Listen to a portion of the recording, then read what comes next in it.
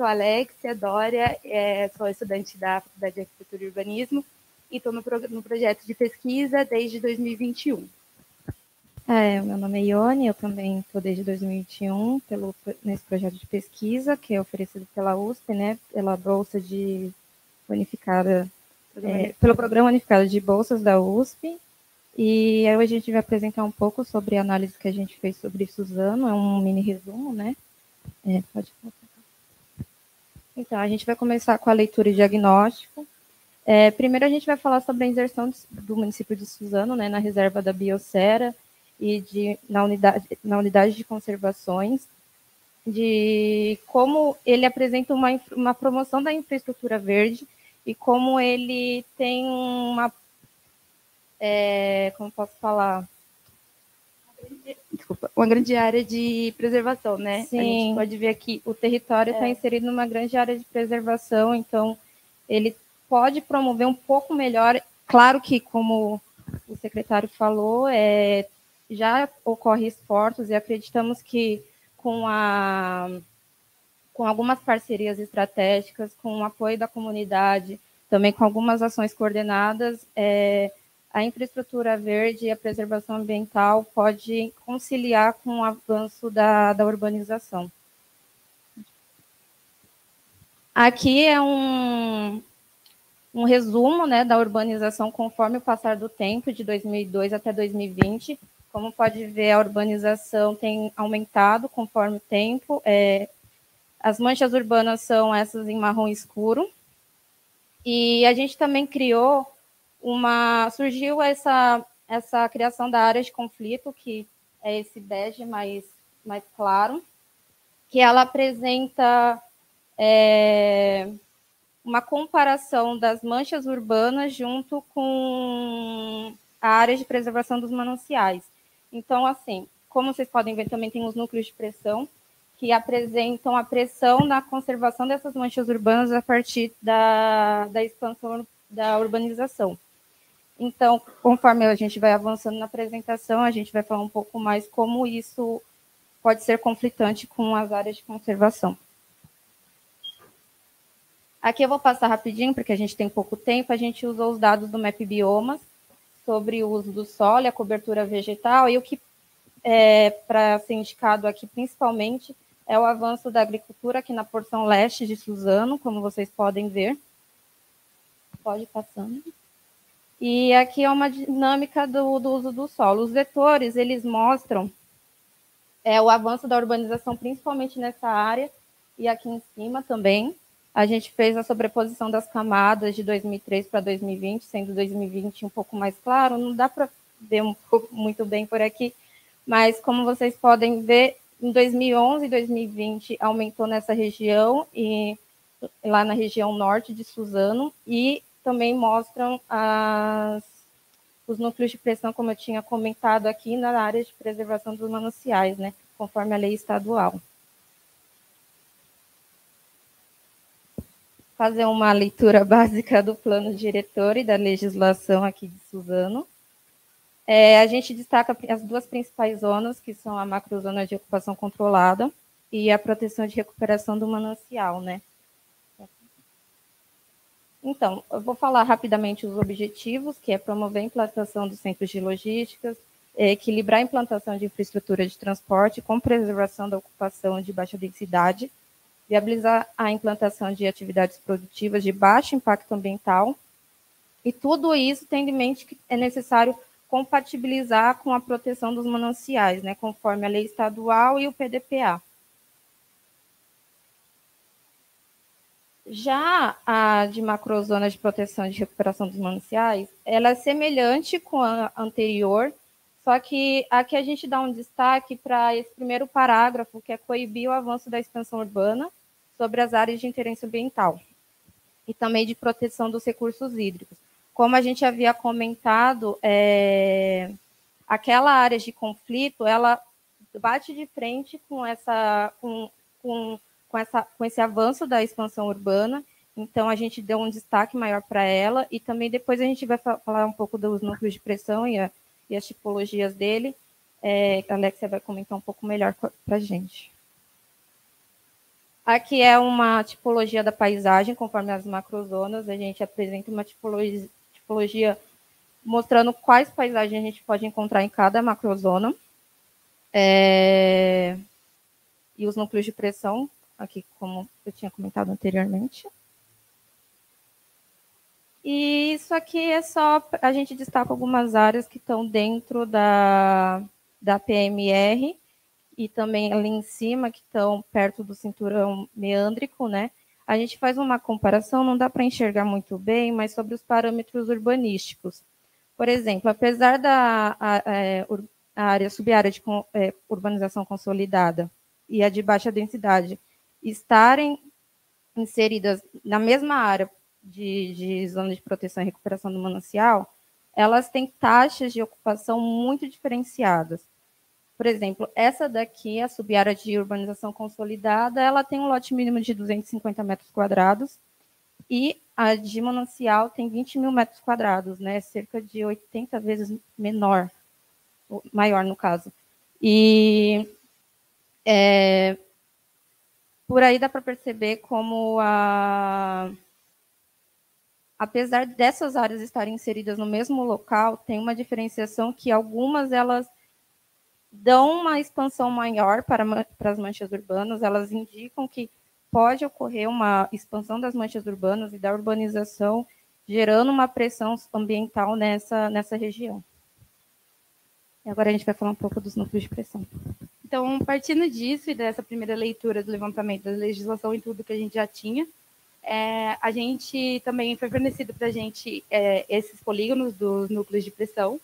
E a partir disso, a gente começou a investigar e entender como que eles se estabeleciam, como eles funcionavam. Então, a gente fez um estudo específico sobre eles. Pode passar, por favor. Então, primeiro a gente começou a ver um pouco da inserção deles em relação à mobilidade, às rodovias.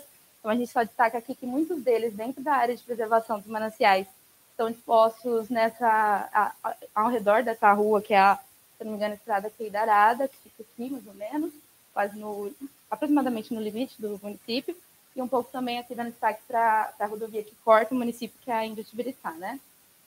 Pode passar, por favor. Então, vamos ver o microfone agora.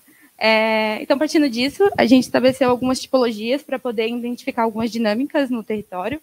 A gente estabeleceu primeiro a primeira tipologia, que seria a tipologia do tipo isolada. Então, núcleos residenciais, majoritariamente, começam a se estabelecer dentro das áreas que têm maior cobertura arbórea e estão normalmente isolados de uma rodovia principal ou de uma mancha urbana densa. A tipologia do tipo expansão são núcleos que normalmente eles já nascem atrelados a uma mancha urbana consolidada e a partir daí eles começam a crescer. A gente vai ver alguns exemplos a seguir.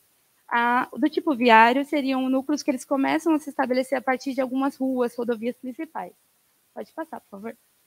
Tal do tipo programado que a gente colocou seriam núcleos que a gente percebeu que já havia um parcelamento de lote na região e, a partir disso, ao longo dos anos, a gente percebeu que começou a ser loteado. E o do tipo transição, que é um que a gente percebeu com muita incidência, são núcleos que antes tinham outro uso, normalmente de agricultura, agropecuária, e aí passaram a ser reloteados para fins comerciais.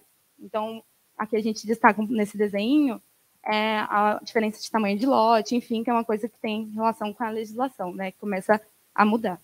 Deixa eu passar. Perdão, só voltando aqui, a gente também destacou umas exceções, que foram alguns polígonos que não sofreram alterações ou que antes existiam e pararam de existir, mas foram 2 casos, então a gente só deixa destacado aqui. Então, aqui primeira tipologia, como a gente explicou, do tipo isolado, então a gente percebe que antes aqui tinha uma grande cobertura florestal, passou a ser desmatado e loteado, né? Mas ele aqui não tem uma ligação tão próxima com alguma rodovia ou mancha de urbanização consolidada. Pode passar. Só destacando o nome do GFI, que seria o GFI ATC 095, eles seriam do tipo expansão, que a gente identificou, e fica claro nas imagens que ele nasce como uma expansão mesmo de uma mancha que já vinha se consolidando. Pode passar. Já o GFI ATC 105, a gente identificou como uma tipologia viária. A gente vê claramente aqui que ela começa a se estabelecer a partir de uma rua, né? E também começa a influenciar outros núcleos na frente, né, próximo. Pode passar, por favor. E aqui o GFI 110, seria esse que a gente comentou do programado. Então, aparentemente, a gente pode ver ali que já tinha um traçado de rua, um tamanho de loteamento determinado, e a gente passa a perceber a demarcação dos lotes e aí, posteriormente, a ocupação residencial. Pode passar, por favor. E aqui o que a gente identificou bastante, que seria o de transição. Então, a gente vê que era uma área que tinha um uso, normalmente, de cultivo, e aí, ao longo do tempo, aqui a gente só destacando, né? A primeira foto, a primeira imagem de maio de 2009, a segunda de agosto de 2015 e a última de maio de 2020, né? Então, a gente vê que começa a ser ocupado. E o uso passa a ser transformado também. Deixa eu passar. E as exceções, como no caso o GFI 93, que não teve ao longo dos anos, aí de 2009 até 2021, não teve alteração. O núcleo não foi ocupado. Pode passar, por favor. Aqui a gente destaca, primeiro, a zona verde, que seria algo que vai de acordo, a partir dessa leitura, de acordo com o que a gente levantou nas tipologias. Então, a macrozona de ocupação controlada, que é essa verdinha, ela é a macrozona em que mais se passa a rodovia Índio de Tibiriçá. E a gente identificou, justamente nessa área, núcleos do tipo viário. Então, é algo que, teoricamente, iria de frente com o que a gente está levantando. Já aqui na zona... Não, pode voltar, obrigada. Já que na zona vermelha, a gente coloca como um conflito, como a Anne comentou no início da apresentação já, que seriam conflitos em relação a dados mesmo e leituras do território. Pelo MAP Biomas, a gente percebeu que houve um aumento expressivo da área de agricultura e cultivo, porém, pelos núcleos de pressão, a gente começou a perceber uma dinâmica de mudança, né, dessa ocupação e desse uso. Então, aí a gente destacou como um conflito de dados mesmo e de leitura. Pode passar. Então, partindo disso, foram 36, acredito, no total, núcleos de pressão que a gente obteve para trabalhar. E a gente elencou, tabulou, né, em relação à quantidade dos núcleos, tipologia e as zonas principais em que eles se estabelecem. E aí, dando destaque aqui, ó, na zona de proteção e recuperação dos mananciais, aquela mais a sul, Suzano, a gente pode perceber que a maior quantidade de núcleos são do tipo transição, que é justamente áreas que tinham mais cultivo e agora estão passando a se tornar residenciais, e também da tipologia expansão, ou seja, essas áreas estão se consolidando e estão se estendendo. Já na zona de ocupação controlada 3, que é aquela que se passa a rodovia de Tibiriçá, a gente identificou justamente a tipologia do tipo viário e também da expansão que a gente viu no núcleo que começa a incentivar outras ocupações. Pode passar, por favor? Então, aqui só um resumo, os principais problemas, a gente identificou fragmentação da vegetação nativa, avanço das ocupações nas áreas descampadas, pouca presença de arborização urbana e parques, que isso vai ser importante quando a gente chegar nas propostas, e a questão que o zoneamento se distancia um pouco da realidade do território. Pode passar. Umas constatações sobre os núcleos de pressão é que eles dão parâmetros de alerta de desmatamento e da área de proteção dos mananciais, e essas tipologias elas podem contribuir para um diagnóstico das dinâmicas no território. Então, chegamos nas propostas. Então, a gente fez um esforço de tentar desenhar algumas coisas e escrever algumas propostas também, mas que a gente abre para o campo da discussão mesmo, não é nada assim pré-definido, é mais uma ideia mesmo de debate para a gente começar a discutir propostas mesmo para a região. Pode passar, por favor.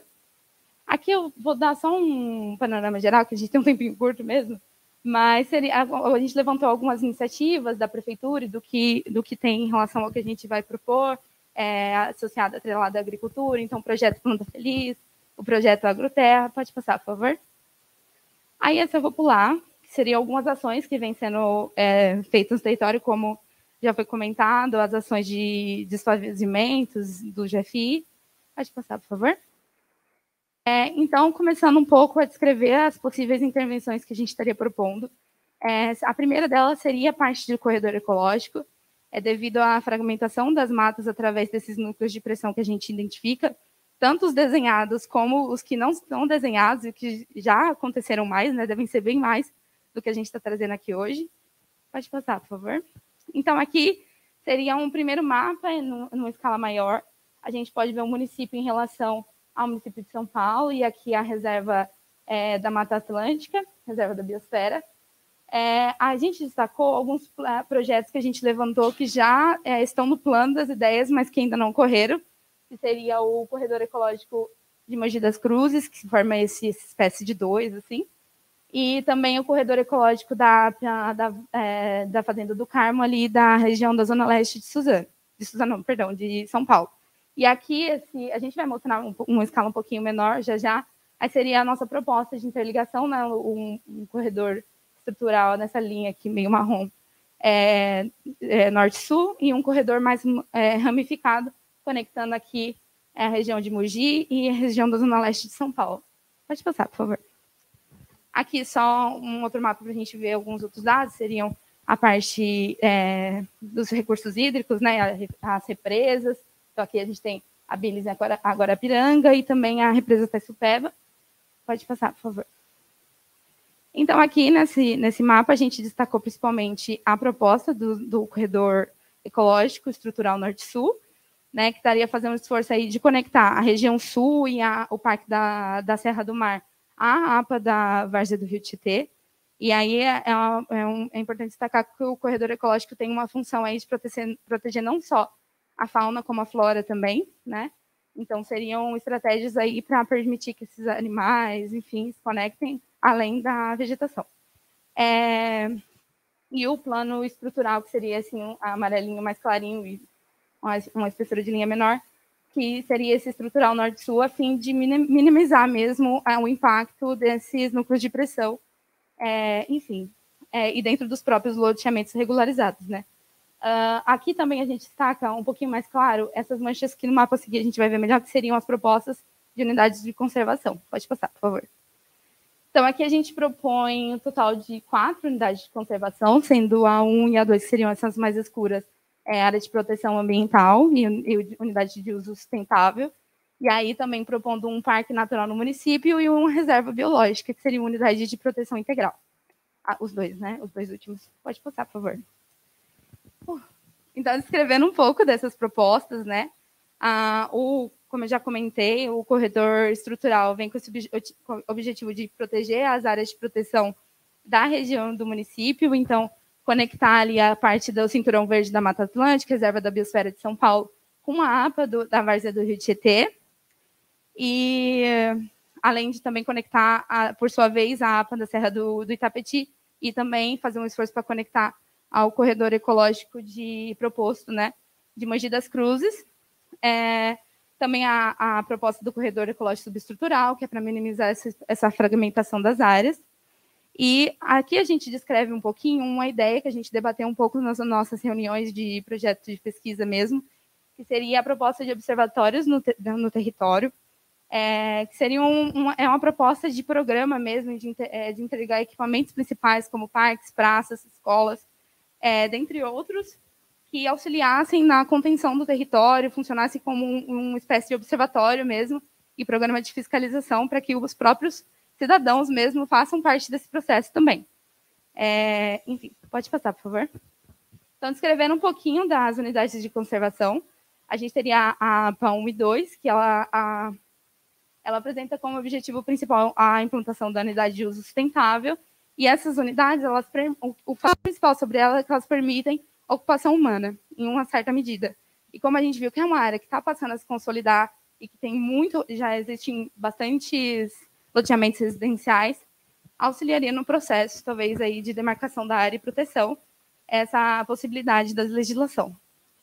Agora, em relação às APAs de proteção integral, a gente propõe o Parque Natural Municipal, que ele é uma unidade de conservação integral, como eu expliquei, e cujo objetivo principal é a preservação do ecossistema natural, e ele permite uma visitação pública para fins de atividades educativas e pesquisas científicas. Já a reserva biológica seria uma unidade um pouquinho mais radical, entre aspas, já que ela fica ali no extremo sul de Suzano e conectada já com o Parque da Serra do Mar, que é uma área um pouco mais sensível.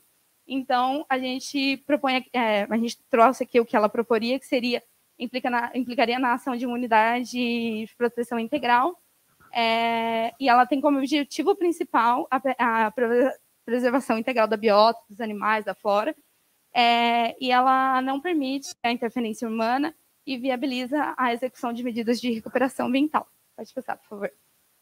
Aqui a gente eu não destaquei no outro mapa, mas naquele corredor estrutural, seria o subestrutural que a gente comentou, aquele mais ramificado, né, conectaria leste e oeste do município, ele teria alguns pontos, assim, que seriam os pontos de ação mesmo, de proposição, de restauração da mata para conectar essas áreas. Então, seriam aqui, pontos de conexão mesmo, de como proceder nesses casos, assim, para discussão mesmo. Pode passar, por favor.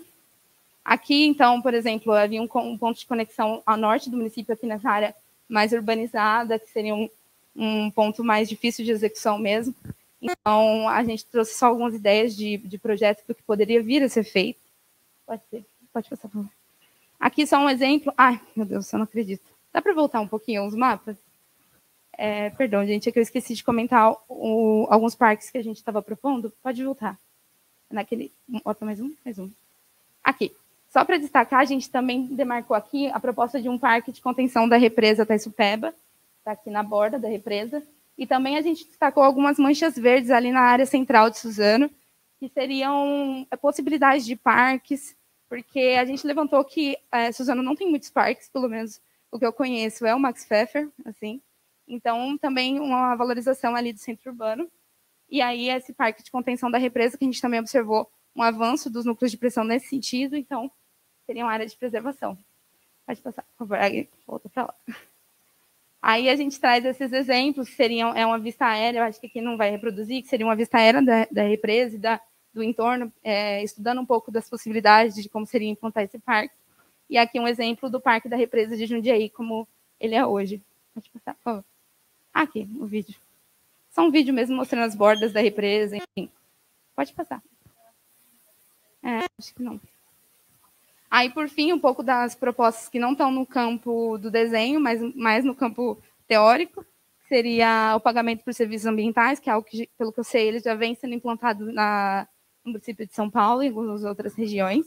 Então, funcionaria como um pagamento mesmo para aqueles proprietários que teriam, por exemplo, aqueles pontos de conexão para auxiliar na construção dessas reservas ambientais, unidades de conservação. E também outra coisa que a gente propõe é uma atualização frequente dos núcleos de pressão, porque a gente pode perceber, com o nosso estudo aí de mais ou menos um ano, que eles auxiliam aí no levantamento das dinâmicas territoriais. Então, ele é um bom instrumento também de controle do território. Pode passar, por favor.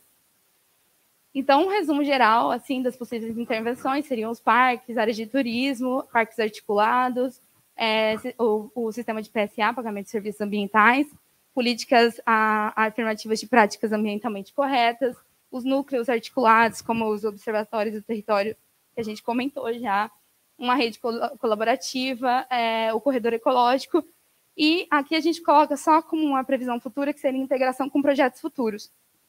A gente trouxe um projeto em andamento na Faculdade de Arquitetura da USP, que é o projeto do Grupo Metrópole Fluvial, orientado pelo professor Alexandre de Jacob. Pode passar, por favor. Então, aqui esse projeto seria esse azul destacado no mapa que a gente já trouxe por cima, né? E ele é uma nova proposta de mobilidade na região da área que a gente está estudando, inclusive de interferência na região de Suzano. É uma proposta de mobilidade através dos rios, né? Então, a gente só integrou ele um pouco com as nossas propostas, algumas já propostas de São Paulo e Mogi, para a gente, é como se fosse um mapa futurístico, né, do que poderia acontecer no futuro mesmo. Pode passar. E é isso, algumas referências do corredor ecológico de Mogi das Cruzes, que a gente retirou do site da prefeitura, pode passar. E aqui também do corredor do corredor ecológico da Fazenda do Carmo, da Zona Leste de São Paulo, pode passar. E é isso, gente, a gente fica por aqui. Obrigada.